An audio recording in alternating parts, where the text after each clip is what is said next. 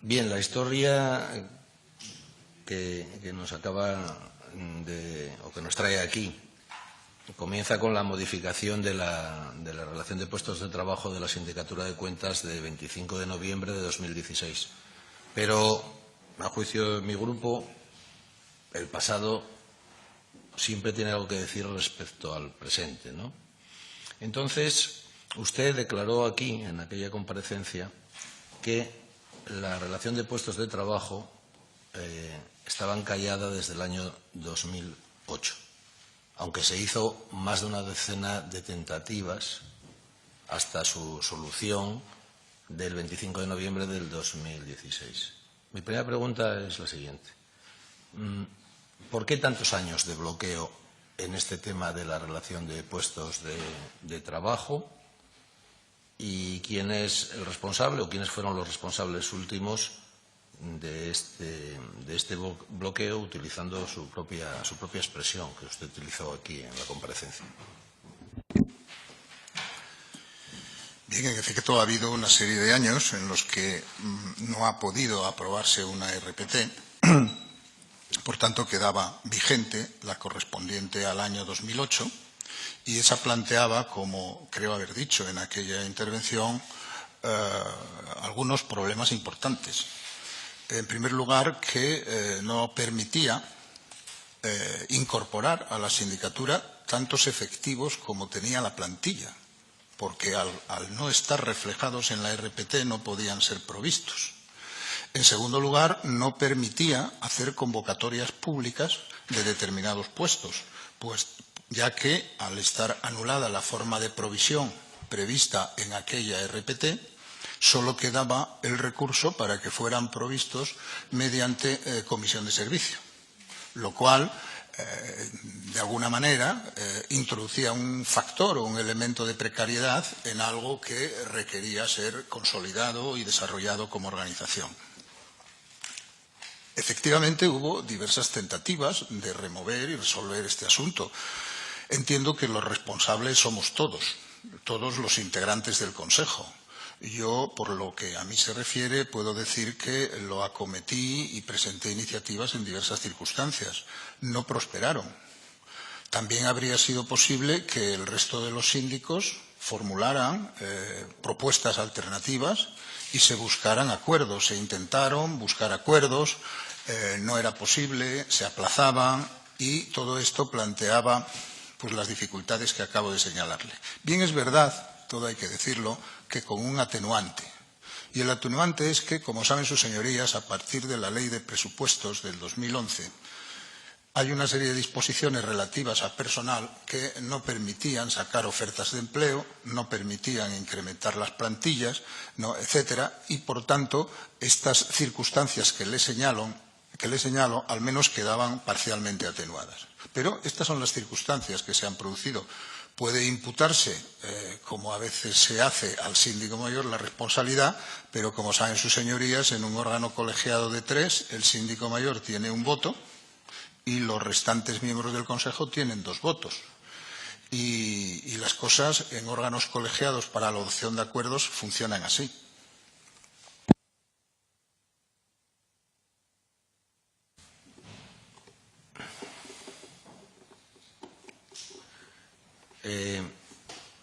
Bien, si no recuerdo mal,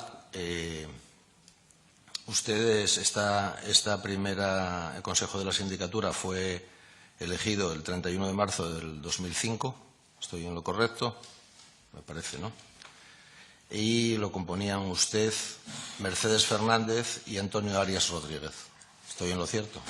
Bien. La candidatura presentada por los grupos parlamentarios Socialista y Popular tuvo 40 votos. ¿Estoy en lo correcto? No recuerdo esa circunstancia. Y usted también fue elegido por 40 votos. Es decir, que hubo una unanimidad en la votación. ¿Se lo recuerda? No recuerdo el número de votos exactos ni el sentido concreto de las votaciones. Bien. La sindicatura según según consta en la propia página web de la sindicatura, aprueba sus primeros informes en el año 2007. Pero muy pronto ya saltan los primeros conflictos en prensa. Por ejemplo, en el año 2009 ya hay un conflicto precisamente sobre la relación de los puestos de trabajo entre usted y la señora Fernández y el señor Arias. Perdón, señor diputado, es que le recuerdo el principio cuando dijimos las normas que iban a constar aquí para las preguntas. Sus preguntas y las respuestas del señor Avelino Viejo tienen que ser relativas a lo propio de un trámite de audiencia, y es decir, a los aspectos relacionados con lo que nos trae aquí. Retrotraerse a hechos históricos no vienen al caso y, por lo tanto, tengo que recordar que si persiste, pues el señor Avelino Viejo puede estar excusado de responder a eso. Bueno, mi grupo considera que explicar lo que la historia de la sindicatura es absolutamente necesario para entender la situación en la que estamos actualmente. Otra cosa es que el señor Avelino Viejo quiera o no contestar. Hasta la segunda elección de la nueva sindicatura de cuentas, ¿recuerda usted los conflictos que vivió la sindicatura en relación con los puestos de trabajo y si tienen algún tipo de similitud en personas o en situaciones o en relación con la propia organización de la sindicatura con el acontecimiento por el cual está usted hoy aquí presente o en audiencia? Yo desconozco las relaciones de causa-efecto que pudiera haber entre aquellas situaciones y la situación que vivimos actualmente, pero he de recordarle que la relación de puestos de trabajo aprobadas, todas ellas, tanto las del primer mandato como estas, lo han sido siempre por unanimidad, como ya les tengo dicho, y lo han sido por unanimidad tanto en la fase de aprobación previa como en la fase de aprobación posterior. Los problemas que pudiera haber habido se derivaron de una sentencia, creo que del orden del año 2011, creo recordar, o del año 2010, en la que una relación de puestos de trabajo aprobada en aquel momento, como digo, por unanimidad y con la consideración favorable de la Cámara, fue anulada en cuanto a la provisión de algunos puestos de trabajo. Y lo fue en relación con la falta de motivación suficiente. En un primer momento se señaló, dice, bueno, pues dado que el problema es que la motivación resulta insuficiente, vamos a motivarlo con mayor amplitud, con mayor profundidad, para que acaso la sala correspondiente pudiera estimarlo. Y a partir de ahí no se había acordado el hacerlo y, por tanto, pese a las diferentes tentativas, la RPT quedó en esas condiciones. Y es la que permaneció vigente hasta la aprobación de la que ahora nos congrega aquí.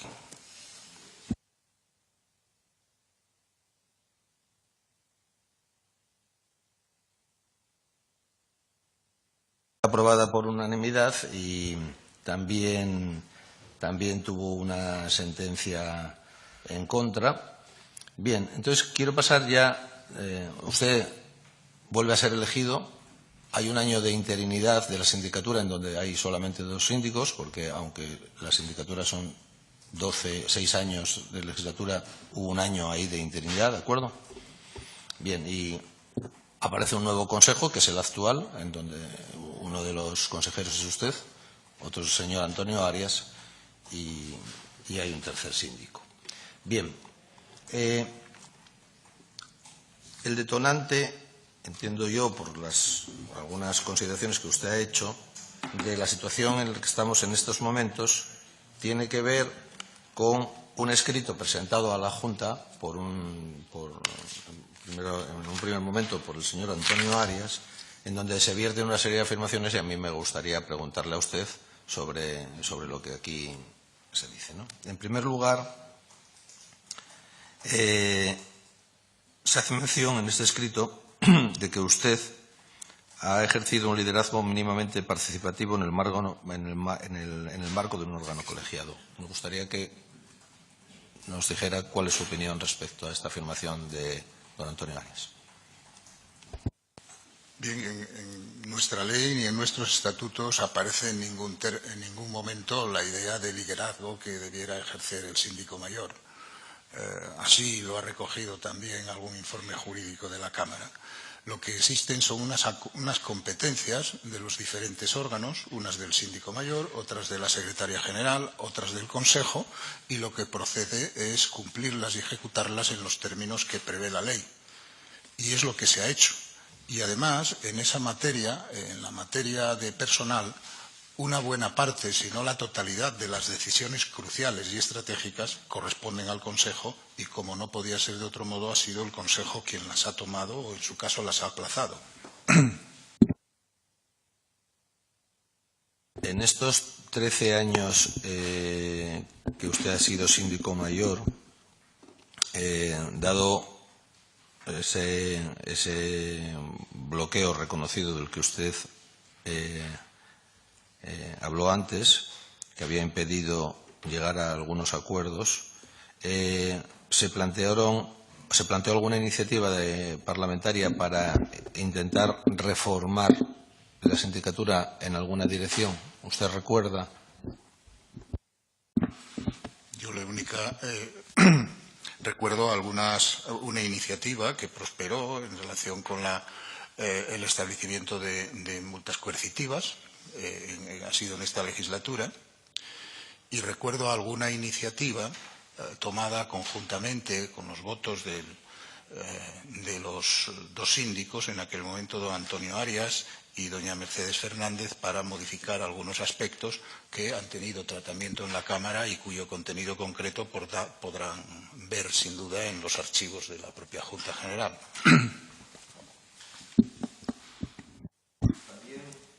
En este escrito de don Antonio Arias hay una acusación de que usted mantiene una línea como síndico mayor personalista, opaca,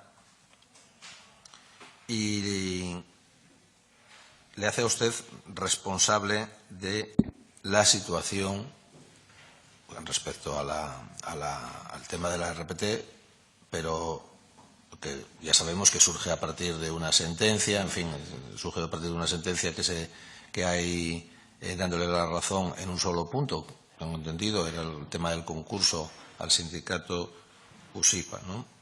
Y considera ahí que la labor del síndico es alcanzar acuerdos y valorar las indicaciones de los restantes síndicos. Me gustaría que me valorara estas palabras. En el escrito que menciona del señor Arias se vierten numerosos juicios de naturaleza valorativa. Y ese tipo de juicios, como bien sabe su señoría, no se refieren a los hechos, sino que predican sobre el parecer y la manera de conducirse de la persona que los emite. Por tanto, en aquello que tiene que ver con hechos, lógicamente yo puedo someterlo a verificación, a comprobación, mostrar datos, pruebas. En aquello que tiene que ver con apreciaciones subjetivas y juicios valorativos, es algo que va incardinado en el proceder del síndico más que en los hechos que supuestamente relata.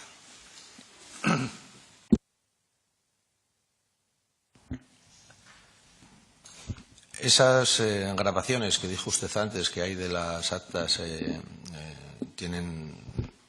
son públicas, se podría acceder a ellas, hay posibilidad, alguien puede conocerlas o no.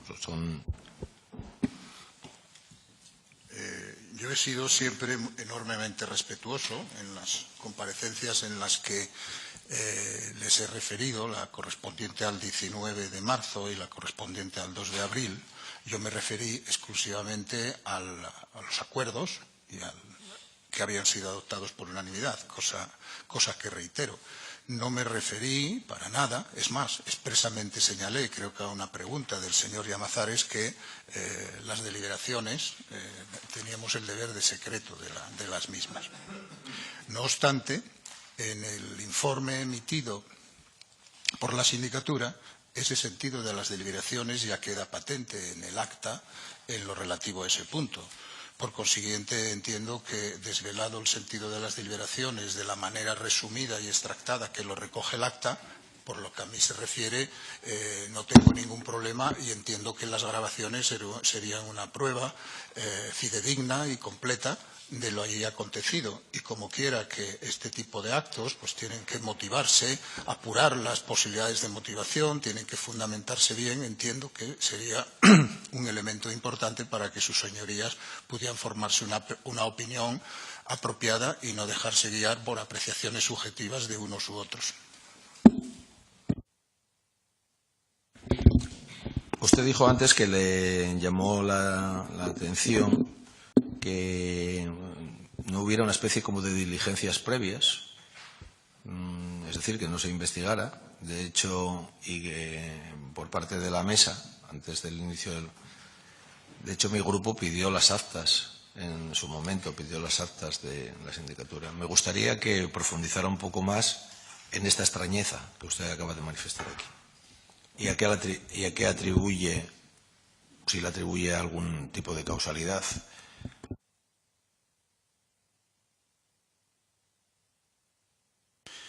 Es una decisión que han adoptado otros, seguramente por motivaciones variadas.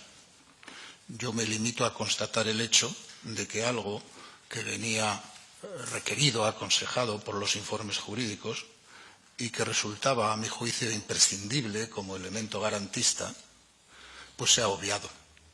Era muy sencillo haber verificado si realmente mis palabras no habían sido veraces o si lo que daba lugar a la incoación del expediente tenía o no fundamento. Pero tal parecía que por parte de algunos había un cierto designio y si no había motivos siempre se podrían hallar pretextos para proseguir. En cualquier caso, afecta a las garantías de procedimiento, porque debo decirles algo adicional. Señalaba antes que la referencia al Tribunal de Cuentas, cómo procedería el Tribunal de Cuentas en este caso, y las garantías a las que por las que se vería protegido el hipotético consejero inmerso en un expediente de estas características, se decía que no eran de aplicación.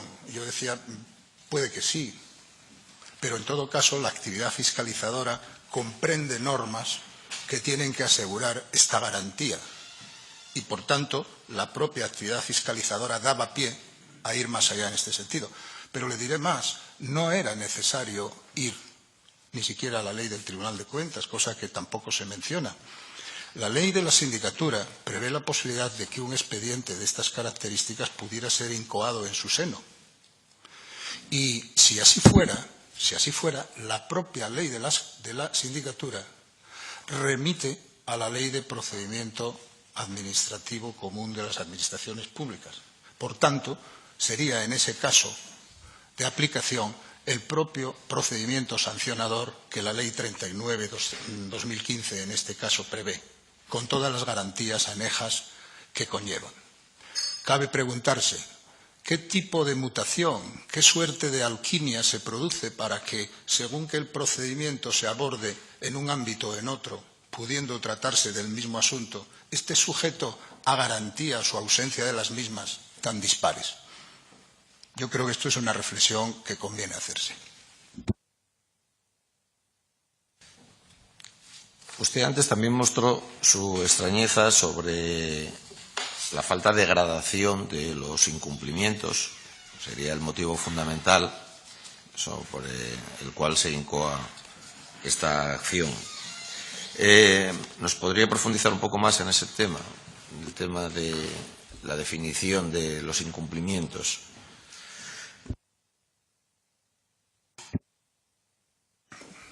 En efecto, el Estatuto de Organización y Funcionamiento de la Sindicatura habla de faltas de determinados incumplimientos recogidos en el artículo relativo al cumplimiento a los deberes de los síndicos, que en todo caso tienen la consideración de falta grave, como es la inasistencia, por ejemplo, a 2 consejos consecutivos, Si miran el cumplimiento de los deberes del síndico, está la pronta y diligente resolución de los asuntos que le competen, la asistencia a cuantas reuniones se convoquen y sería falta grave, por ejemplo, la inasistencia a 2 consecutivos o a 3 alternos en un número de 6, creo recordar.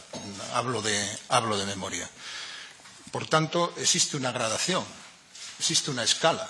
En esa escala de las graves, esta que se atribuye, por lo demás vaga e inconcreta, porque los propios informes jurídicos señalan, con términos más o menos referidos a la apertura del campo semántico, a la falta de concreción, etcétera, que no están perfectamente tipificados o delimitados, que habría de entenderse con extraordinario rigor, con extraordinario cuidado, cuestión esta que se ha tenido en cuenta de una manera, digámoslo así, bastante tenue.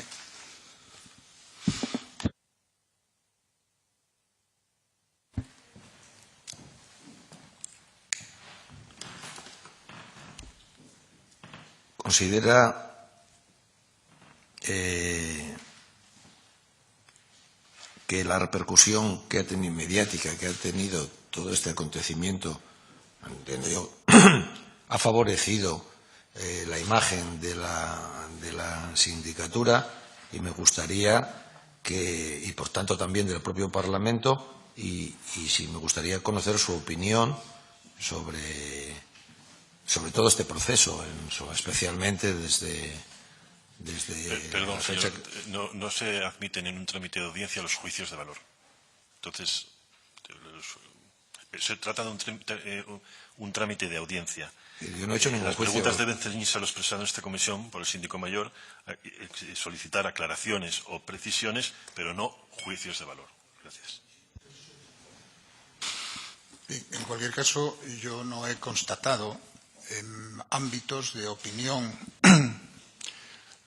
digamos, bien formada, en razón de los conocimientos, la experiencia de las personas concernidas, que la sindicatura en este proceso pudiera ver dañada abiertamente su imagen. Es evidente que esa muestra que yo les ofrezco no sé si es representativa, seguramente habrá otros que sí y habrá otros que no saben o no contestan. Yo lo que les señalo es que aquellas personas que son bien conocedoras, buenas conocedoras de todo este tipo de asuntos, pues se quedan muy sorprendidas y perplejas ante lo acontecido.